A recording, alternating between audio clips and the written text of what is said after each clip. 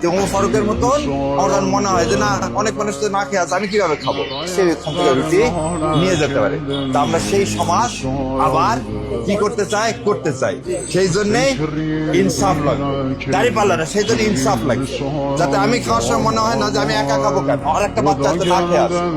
যে ওমর ফারুকের মতন আমার যখন মনে হয় যে না অনেক মানুষ তো না খেয়ে আছে, আমি কিভাবে খাবো বলে খেতে পারছে না, রেখে দিচ্ছে, তাই করতো কিনা আমাদের মধ্যে সেই জিনিসটা আছে নাই, তো সেটা পুনরুদ্ধার করার জন্যই ইনসাফ কায়েম করতে হবে ইনশাল্লাহ। সালাম আলাইকুম।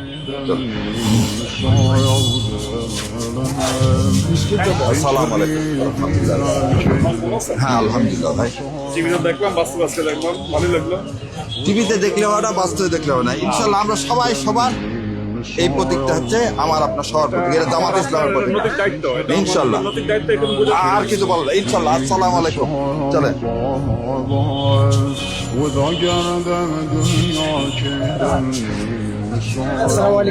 ওয়ালাইকুম আসসালাম রহমতুল্লাহ।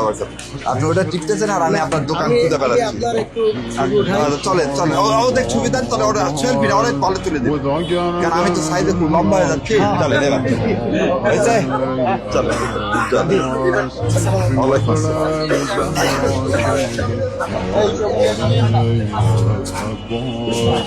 চুল কাটাটা খুব সুন্দর তো।